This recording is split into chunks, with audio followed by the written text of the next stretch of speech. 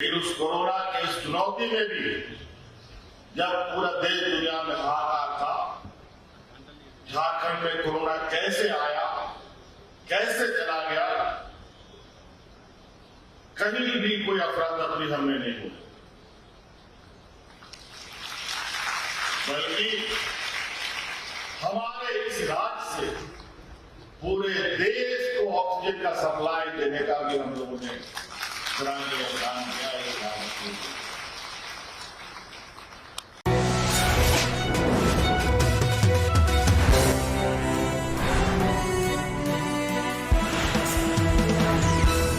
आस्था दिखाया हमने। उसके बाद अनवरत चलने वाला जो जीवन काल है, उसमें मजबूती से आज वो नौजवान आगे बढ़ रहे हैं। 2019 में सरकार हमारी बनी। सरकार बनते ही कोरोना कोविड के बारे में आप सबको मालूम है, बताने की आवश्यकता नहीं। ये चुनौती सरकार ने ठीक से अपने अपने कार्यों को संभाला भी नहीं था कि ये वैश्विक महामारी हमारे राज्य को भी जकड़ लिया। पूरा दुनिया प्रभावित हो तो झारखंड ना प्रभावित हो, ऐसा तो हो नहीं सकता। समझ में नहीं आता था कि हम करें तो क्या करें। ना या अस्पतालों की हालत ठीक है, ना डॉक्टरों की स्थिति ठीक है। चिकित्सा के नाम पर खाना पूर्ति के अलावा बहुत ज्यादा नहीं कहा जा सकता है आज के दिन में। फिर भी हम लोगों ने हार नहीं मानी। रात दिन हम लोग सजग रहे और आप लोगों ने देखा होगा कि इस देश के अलग अलग राज्यों में कई सारी घटनाएं हुई।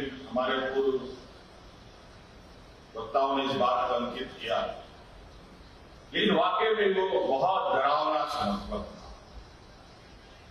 और आपको हम बताएं कि आज कोरोना के उस दंश जो उस वक्त में इस देश और राज्यों में झेला, उसका प्रभाव भी आज तक है अलग अलग माध्यमों से।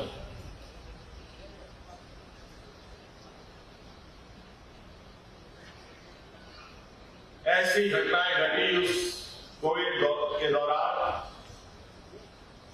कि हर चीज ठप सा हो गया। पूरा दुनिया मानो कि समय रुक सा गया था।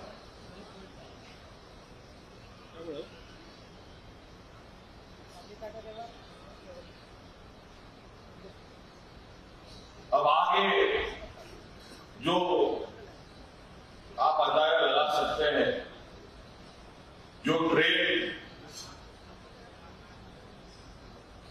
160 की स्पीड में चल रही हो और उस ट्रेन पर अचानक ब्रेक लगा दिया जाए तो क्या हो? सारी ट्रेनें अस्त व्यस्त हो जाएंगी, पटरी से उतर जाएंगी, लोग मारे जाएंगे जो सवारी थे। सब कमोवेश यही हालत इस कोरोना कोविड ने किया। कई उद्योग प्रतिष्ठानें बंद हो गई, कई रोजगार बंद हो गए और आपने सुना ही कि अलग अलग राज्यों में मजदूर किस तरीके से फंसे। वो एक अलग दर्दनाक दृश्य कभी खाने वक्त में याद आता है। महिलाएं बच्चों को सड़क पर जन्म देने के लिए मजबूर हो गई। ऐसे कोई पूछने वाला नहीं। लेकिन उस कोरोना के इस चुनौती में भी जब पूरा देश दुनिया में हाहाकार था, झारखंड में कोरोना कैसे आया, कैसे चला गया, कहीं भी कोई अफरा तफरी हमने नहीं होगी, बल्कि हमारे इस राज्य से पूरे देश को ऑक्सीजन का सप्लाई देने का भी हम लोगों ने सराहनीय काम किया है।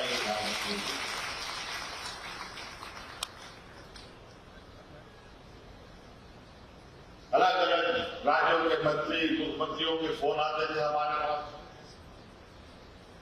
कि मुख्यमंत्री जी हमें ऑक्सीजन चाहिए, ऑक्सीजन चाहिए। हमने कभी किसी को मना नहीं। इस प्रकार वक्त बीतता गया और जब 1.5 साल 2 साल के बाद जीवन सामान्य की ओर जाने के प्रयास में था, तो हमारे विरोधियों ने अपने हरकतें शुरू कर दी।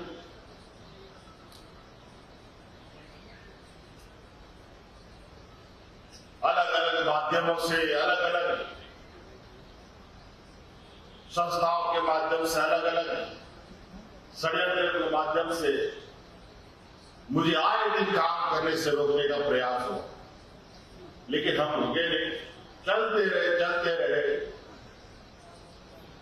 क्योंकि हमें अपनी लक्ष्य और मंजिल तक पहुंचना था।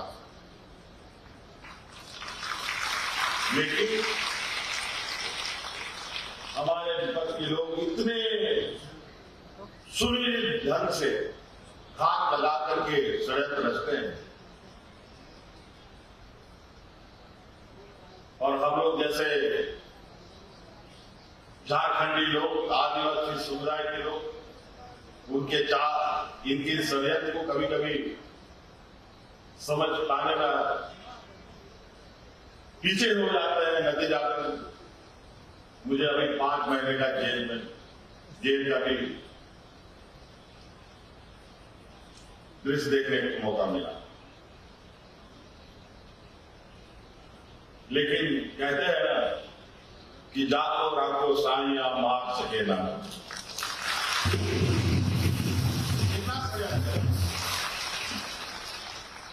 तो हमें उनसे और ऐसी चीजों से ना कभी डर लगा था, ना डर है, ना कभी डर लगेगा। हम अपने कामों को अंजाम तक कैसे पहुंचाना है ये भी जानते हैं, और इनसे कैसे लोहा लेना है ये भी जानते हैं। ये चलेगा साहब आपका खेल, लेकिन आप लोग अस्वस्थ रहे। आपके लिए और इस राज्य के नौजवान आने वाली पीढ़ियों के लिए हमारा वो सोच नहीं है, वो नीतियां नहीं है।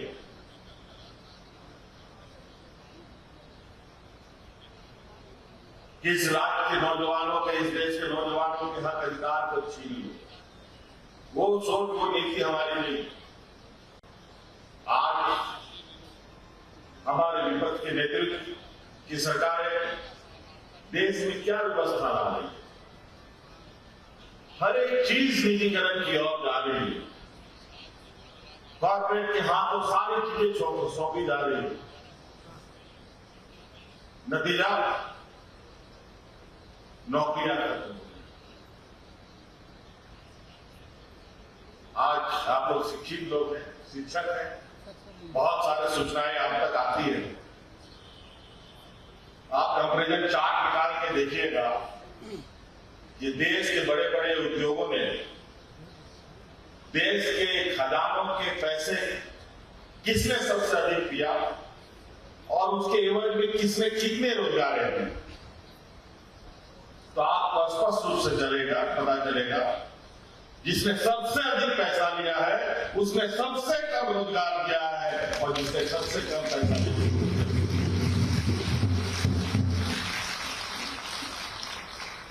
आज इनकी नीतियों से कई ऐसे छोटे मझोले उद्योग हैं कि जो कोरोना में बंद हुए और जो सरकार की नीतियां बनी कि आज तक वो खुल नहीं सके, और जो उसमें 150 लोग रोजगार करते थे वो आज के दिन में भी रोजगार की तलाश में दर दर भटक रहे हैं।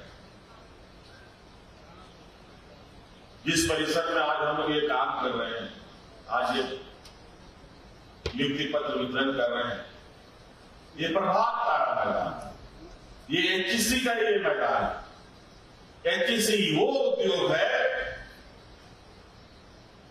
जिसको उद्योगों की जननी कहा जाता है।